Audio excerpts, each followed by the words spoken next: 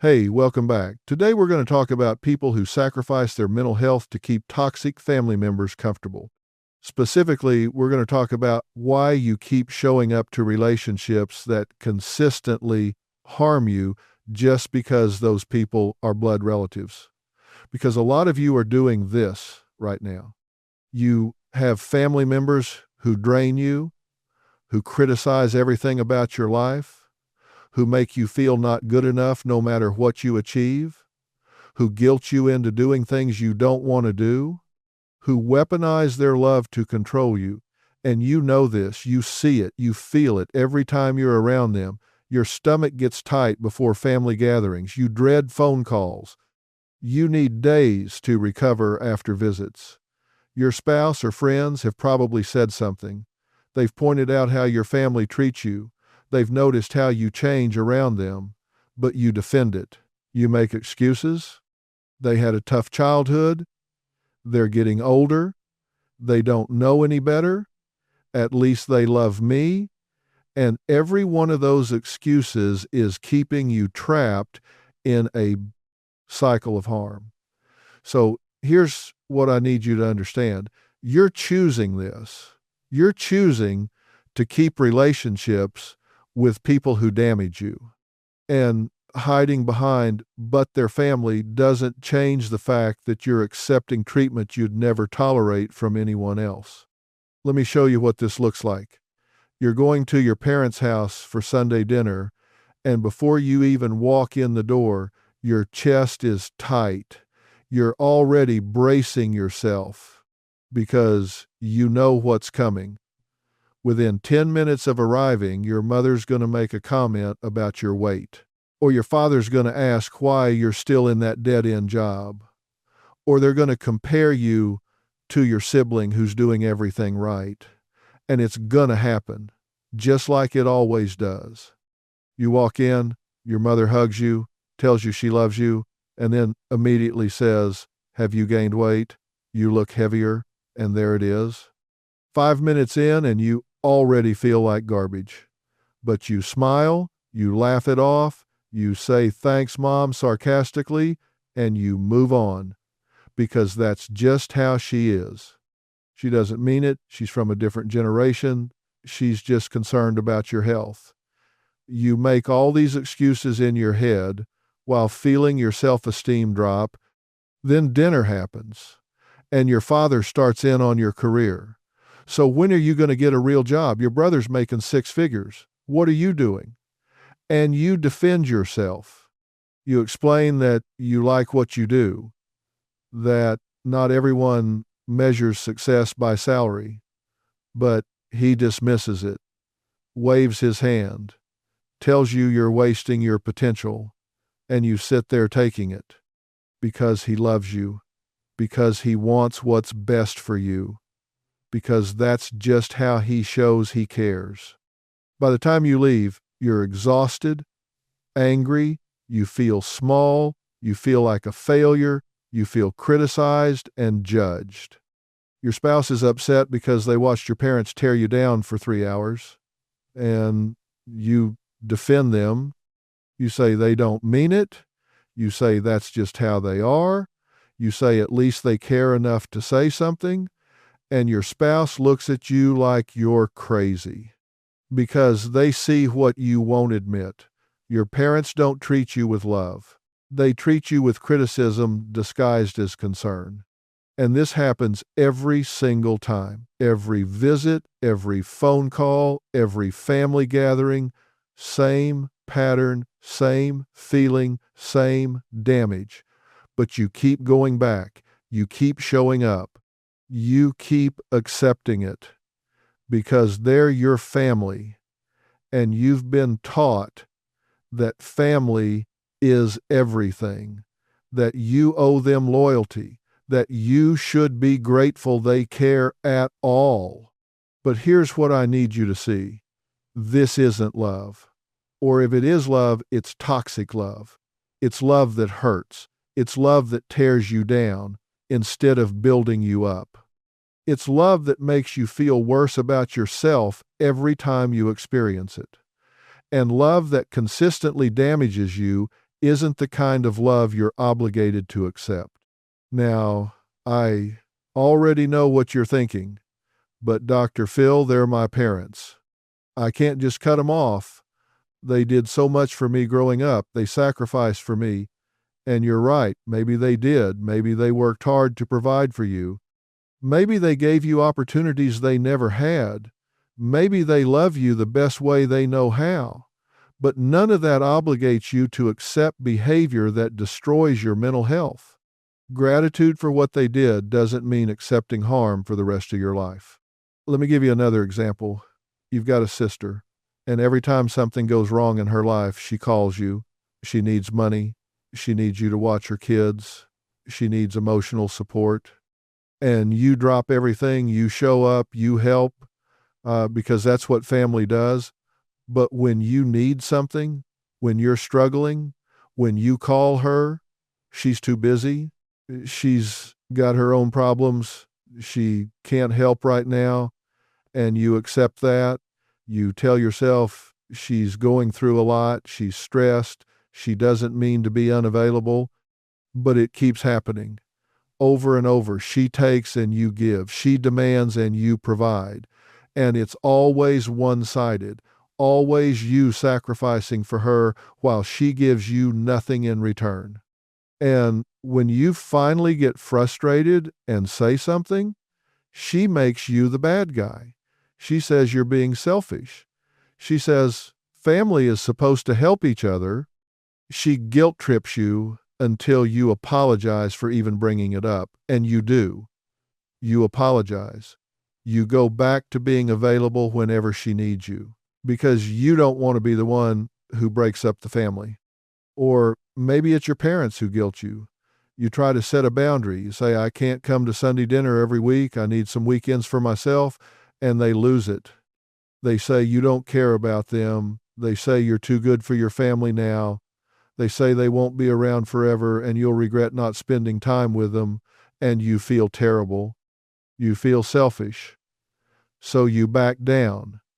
You keep showing up every Sunday even though you resent it, even though it drains you, because the guilt of saying no is worse than the drain of saying yes.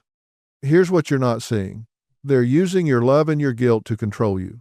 They know if they make you feel bad enough, you'll do what they want. They know if they play the we're family card, you'll cave. They know if they weaponize their age or their health or their past sacrifices, you'll feel too guilty to maintain your boundaries. And it works. Every single time. Because you've been conditioned to believe that being a good son or daughter or sibling means sacrificing yourself for them, no matter the cost to you. But what about the cost? Let's talk about what this is actually costing you. Your mental health is suffering. You're anxious all the time. You dread family interactions. You feel guilty when you're not with them and drained when you are. You're irritable with your spouse or your own kids because you're carrying all this family dysfunction. You're not sleeping well. You're stressed. And you've normalized this.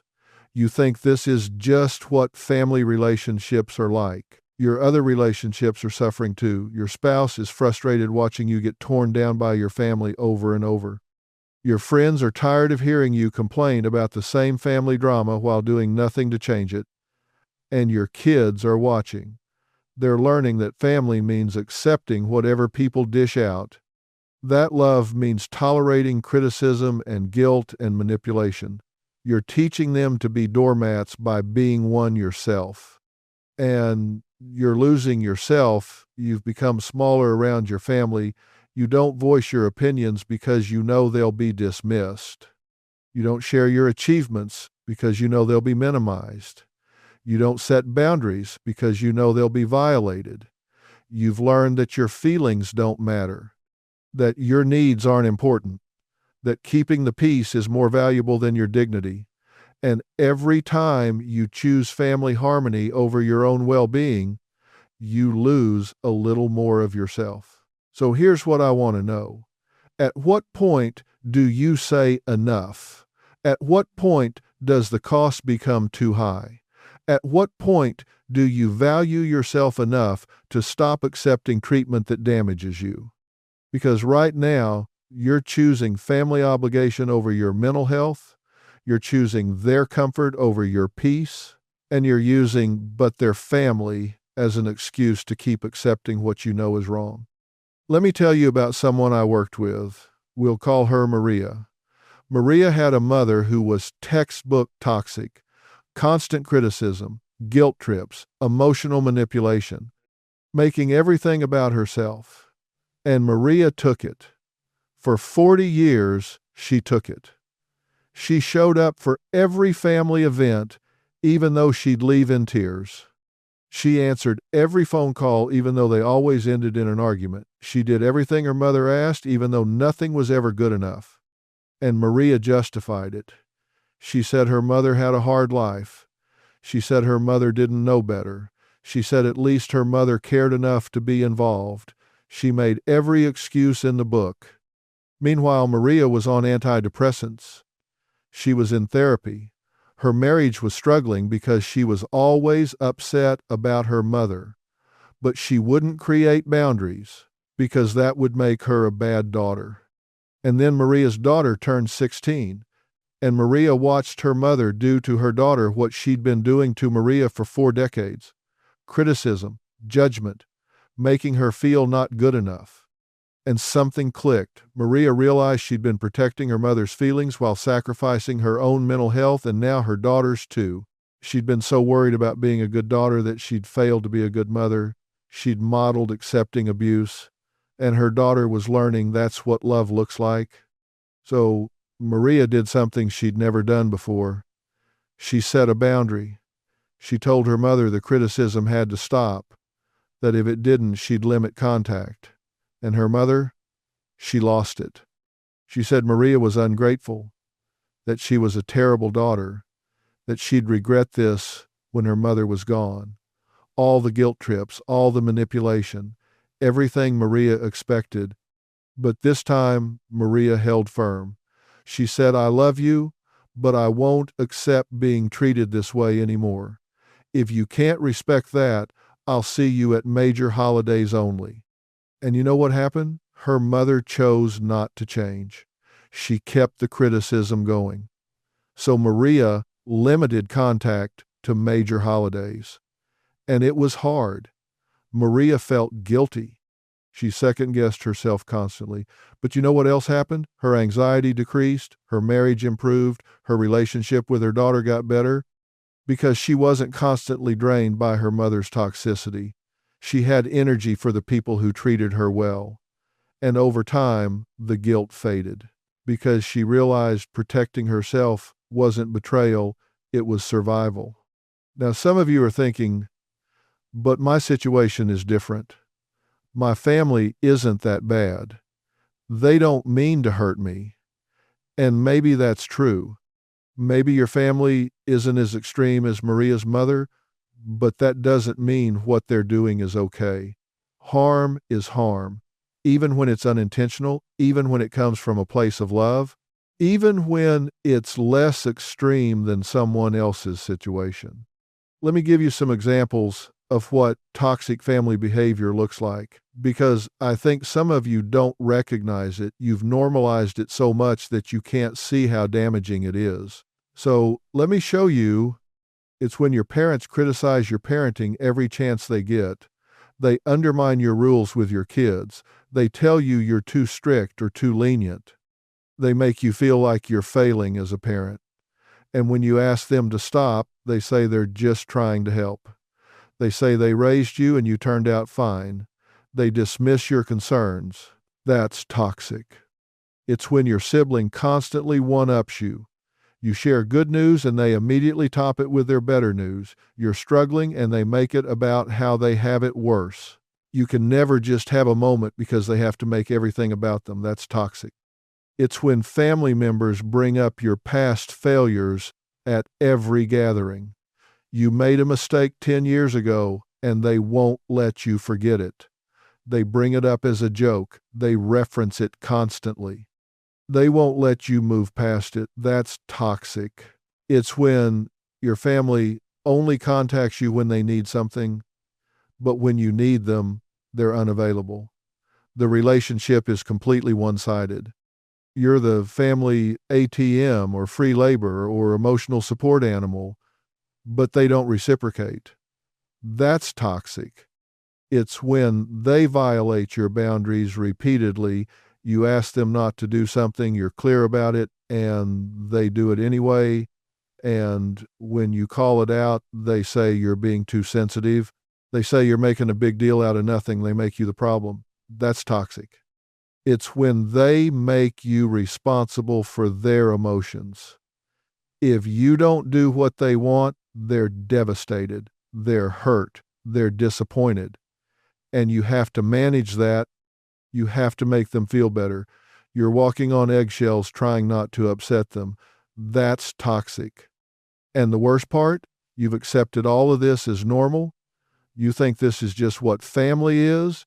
You think everyone deals with this. You think you're being too sensitive or asking for too much, but you're not. You deserve family relationships that are healthy, that add to your life instead of draining from it, that respect you instead of tearing you down.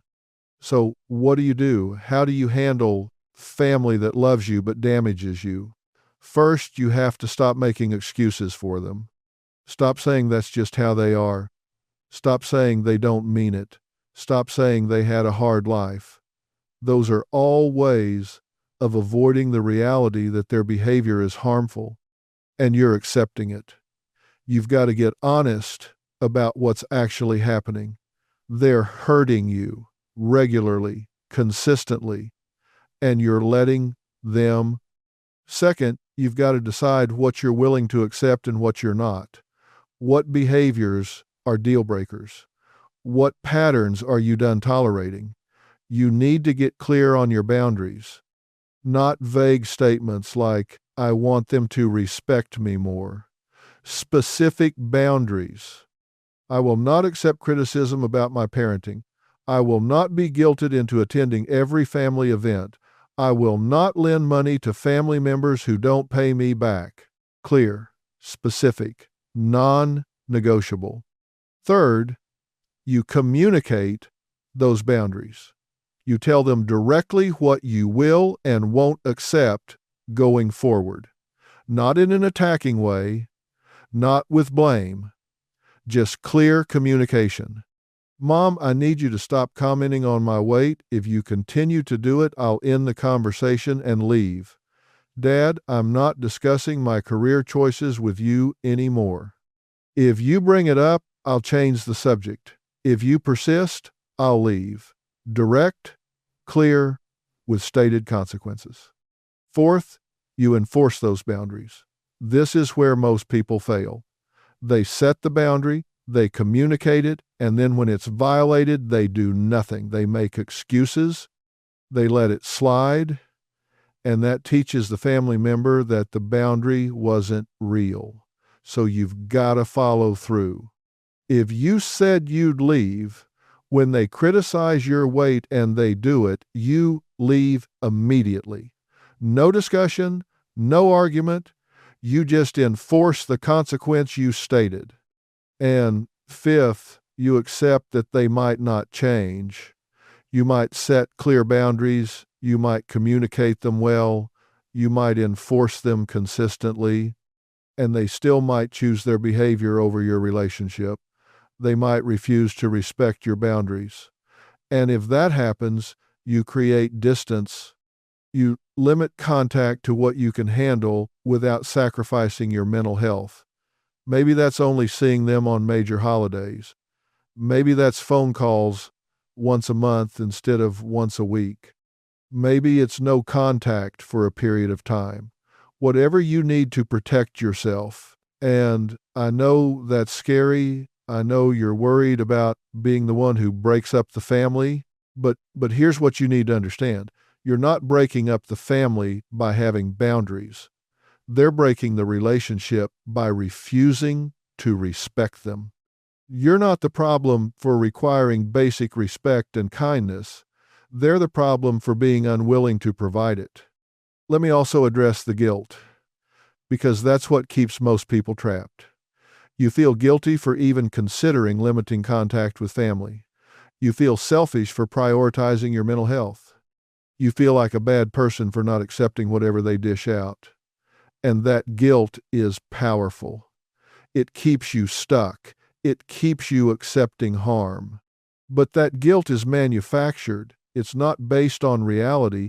It's based on messages you've internalized about what family should be. Messages that say family comes first no matter what. Messages that say good children sacrifice for their parents.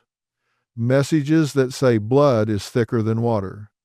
But those messages are wrong, or at least incomplete. Family should come first when that family treats you with love and respect. Good children can honor their parents while also protecting themselves from harm, and blood relation doesn't obligate you to accept toxic behavior. So you've got to challenge that guilt.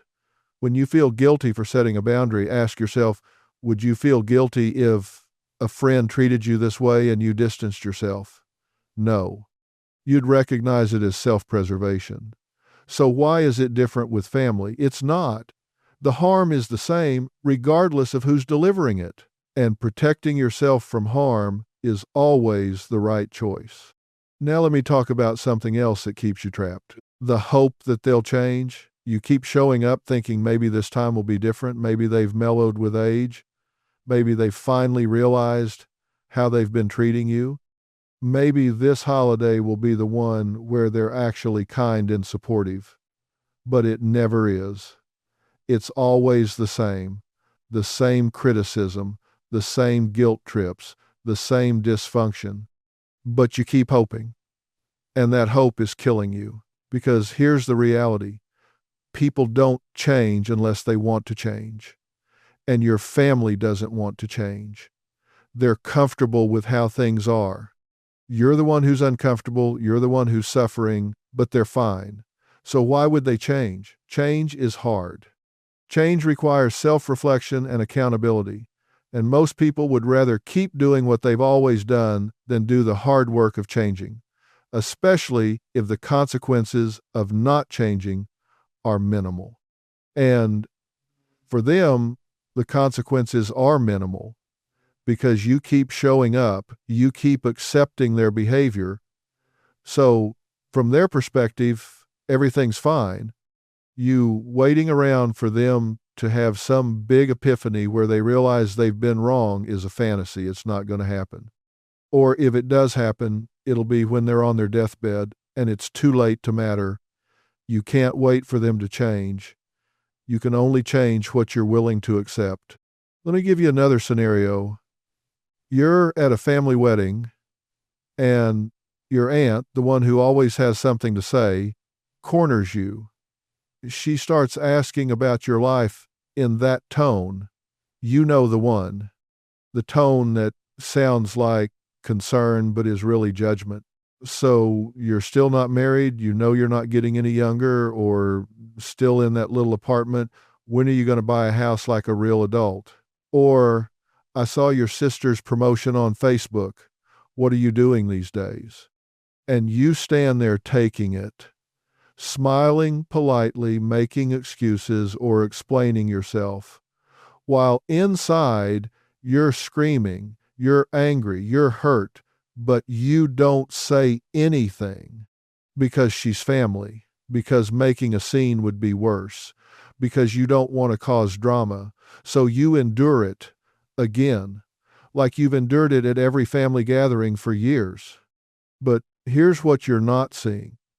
By staying silent, by accepting her invasive questions and judgmental comments, you're teaching her this is okay. You're reinforcing that she can treat you this way without consequences. And she's not going to stop on her own. She's enjoyed being the family busybody for decades. It makes her feel important, superior. She's not going to give that up unless you make her. So what should you do instead? You set a boundary. Right there in the moment. When she asks an invasive question, you say, that's personal and I'm not discussing it. When she makes a judgmental comment, you say, "I'm happy with my life. Your approval isn't necessary." And when she pushes because she will, you walk away. You excuse yourself and leave the conversation. No explanation, no argument, just enforcement of your boundary.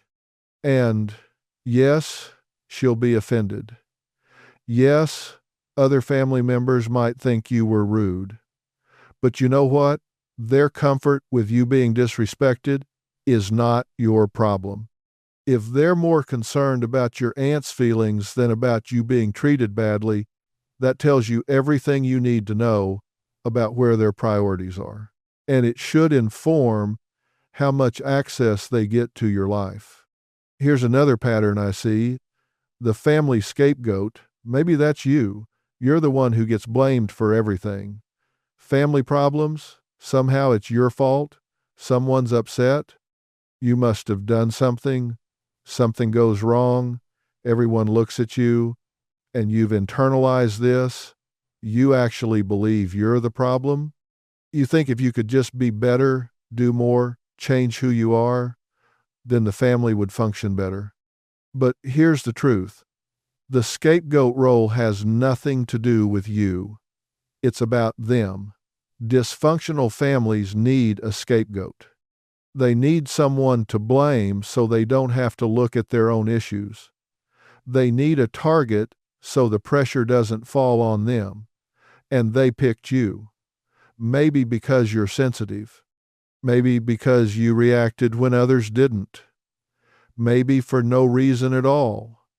But once you're assigned that role, it's almost impossible to shake it. And the more you try to prove you're not the problem, the more they use your trying as evidence that you are. You defend yourself, you're being defensive, you set boundaries, you're being difficult, you stop showing up, you're abandoning the family. You can't win because the game is rigged. They need you to be the problem so they can avoid being the problem. So what do? You stop playing. You stop trying to prove yourself. You stop accepting the scapegoat role. You recognize it for what it is, their dysfunction projected onto you, and you refuse to carry it anymore. And that might mean leaving the family system entirely, because sometimes the only way to stop being the scapegoat is to remove yourself from the situation where they need one. Let me talk about the golden child dynamic too, because maybe you're not the scapegoat. Maybe you're the one watching your sibling get all the praise while you get all the criticism. No matter what you achieve, it's never as good as what they did. They get engaged, it's the best news ever. You get engaged, about time. They get a promotion, we're so proud. You get a promotion, does it pay well? They have a baby, our first grandchild, you have a baby. Another mouth to feed. And you've spent your whole life trying to earn the same approval they get for existing. You work harder, achieve more, do everything right, and it's still not enough. Because the roles were assigned long ago. They're the golden child. You're not. And nothing you do is going to change that. But you keep trying.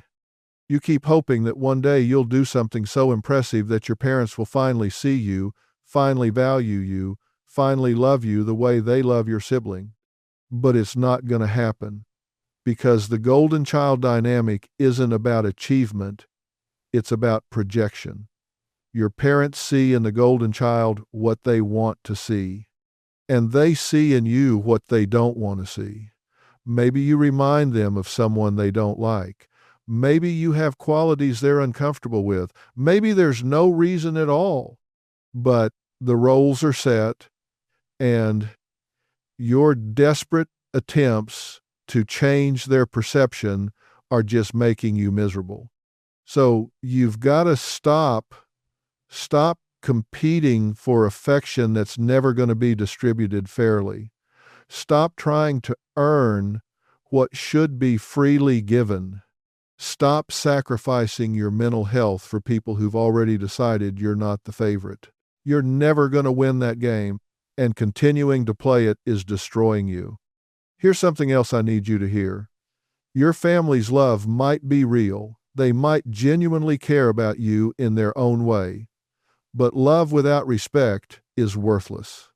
Love without healthy boundaries is harmful. Love without basic kindness is toxic. And you accepting their love while enduring their harm is you choosing the wrong thing. Think about it this way. If someone punched you in the face but said they loved you, you'd leave. You wouldn't say, well, at least they care enough to hit me. You wouldn't say, they had a hard childhood, so I understand the violence.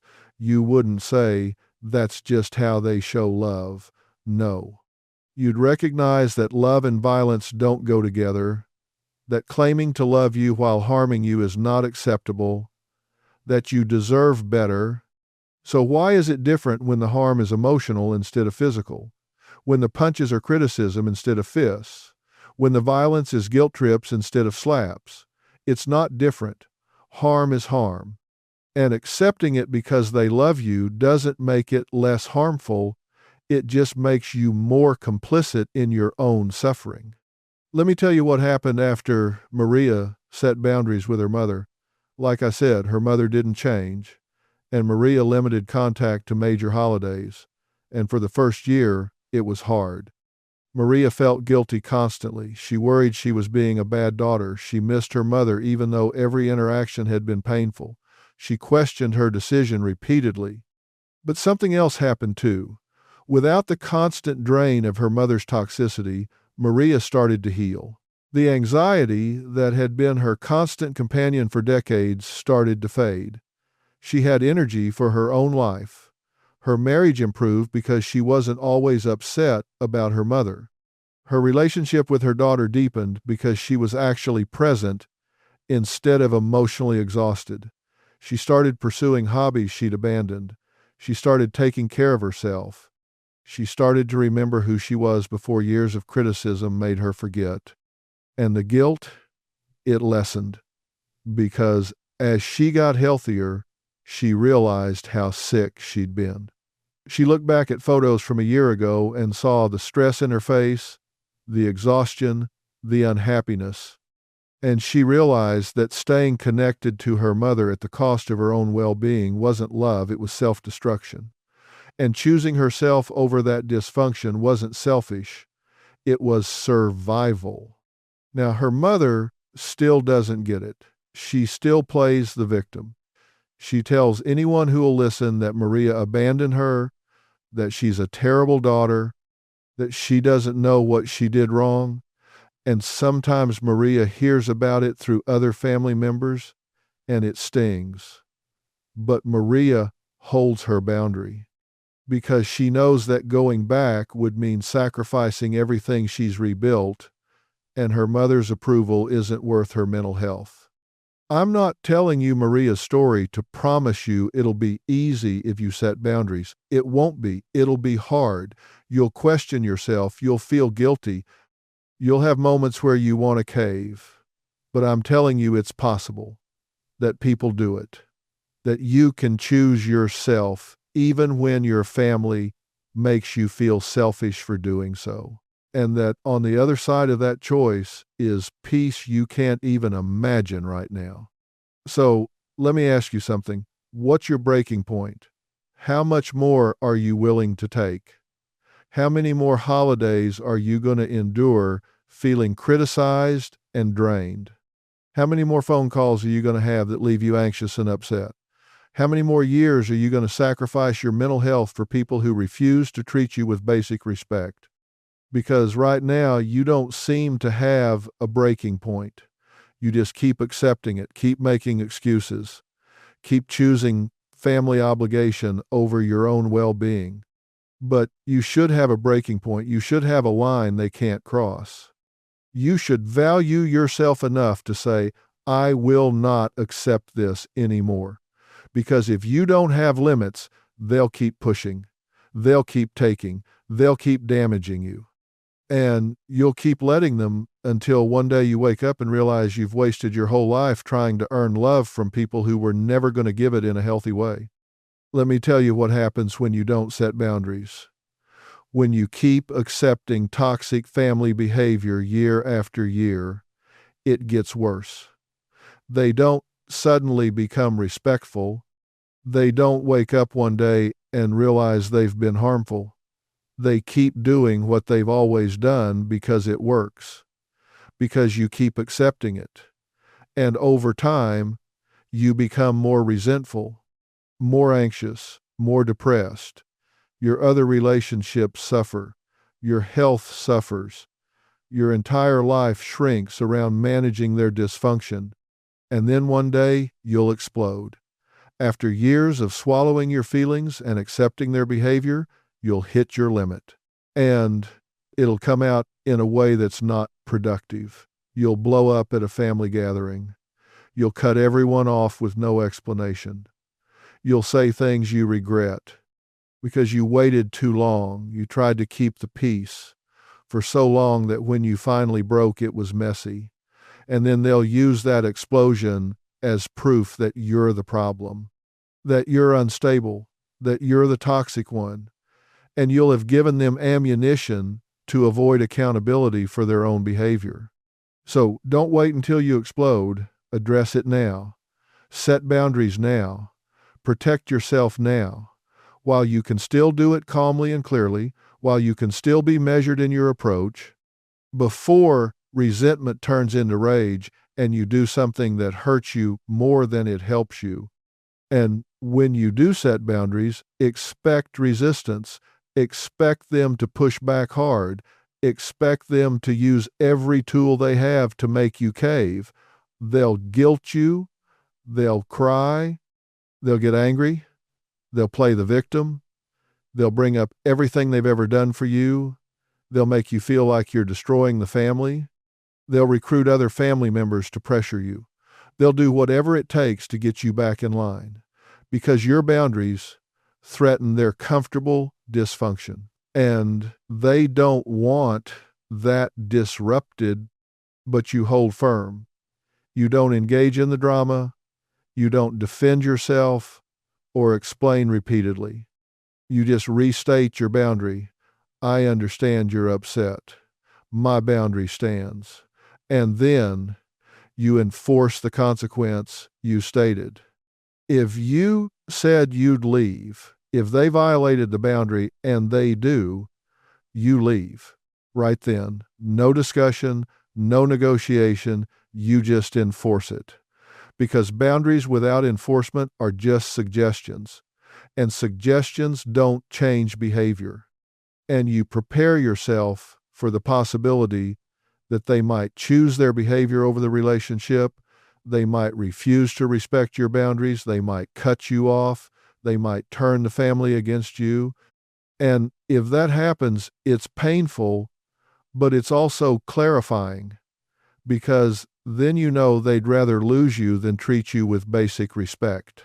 And as much as that hurts, it's better to know than to keep hoping. Now, let me address something for those of you thinking, but what about forgiveness? Shouldn't I forgive them? And here's what I'm going to tell you. Forgiveness doesn't mean accepting ongoing harm. Forgiveness doesn't mean allowing the same behavior to continue. Forgiveness doesn't mean no boundaries. You can forgive someone for past behavior while still protecting yourself from future behavior. You can forgive your parents for how they raised you while still limiting contact because they're still toxic. Those things aren't contradictory. Real forgiveness means releasing the anger for your own peace. It doesn't mean giving them unlimited access to hurt you again. It doesn't mean pretending the harm didn't happen. It doesn't mean trusting people who've proven untrustworthy. So, yes, work on forgiveness if that's what you need for your healing, but don't confuse forgiveness with being a doormat. Don't let them use your faith to manipulate you into accepting abuse. You can forgive and still have firm boundaries. You can forgive and still choose distance. And for those of you thinking, but they're getting older, I don't have much time left with them. That's another guilt trip. Yes, they're getting older, but that doesn't obligate you to sacrifice your mental health for whatever time they have left. It doesn't mean accepting abuse because you'll regret it when they're gone. Because you know what you'll actually regret? Wasting the time you have, being miserable, trying to please people who were never going to be pleased. That's the real regret. Let me leave you with this. You can love your family and still protect yourself from them. You can appreciate what they've done for you and still refuse to accept harmful behavior. You can honor your parents and still create boundaries. Those things aren't contradictory. And anyone who tells you that setting boundaries with family makes you ungrateful or selfish is manipulating you. Because family who truly loves you will respect your need for healthy boundaries. Family who truly cares will adjust their behavior when you tell them it's hurting you. And family who refuses to change while demanding you keep accepting their dysfunction isn't healthy family. They're toxic, and you deserve better. I upload videos like this every single day to help you see toxic patterns clearly. If you got value from this, hit that like button, leave a comment, and subscribe so you catch tomorrow's video. Your mental health matters more than family obligation. Choose yourself.